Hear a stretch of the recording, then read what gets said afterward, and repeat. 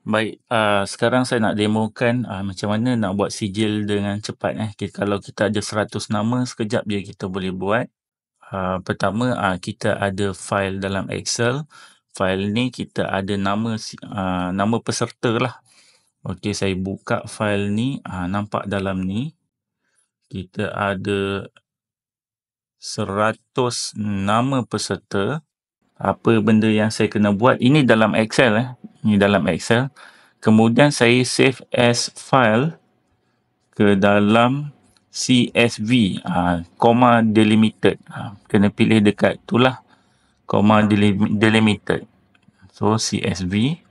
Kemudian untuk membezakan file dia, jadi saya letak CSV kat sini lah. Baik, dan saya save. Kemudian saya tutup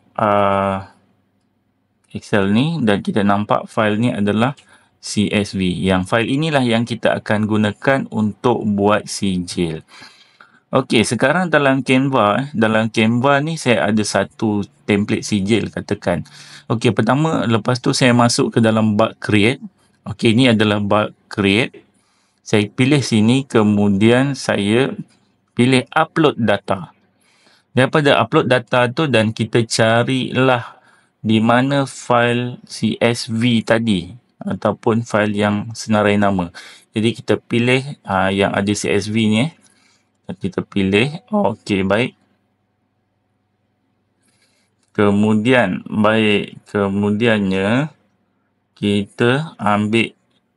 kita select dekat connect data ni. Pertama kita select dulu kat mana bahagian tu, kemudian kita select data dan kita nampak ni kita boleh generate 100 design. Dan kita generating, kemudian kita buka folder tu, view in folders. Okey, dan kita buka file tadi. Okey, alhamdulillah sekarang dia dah generate 100 nama sijil. Okey, itu sajalah kita nak buat sijil.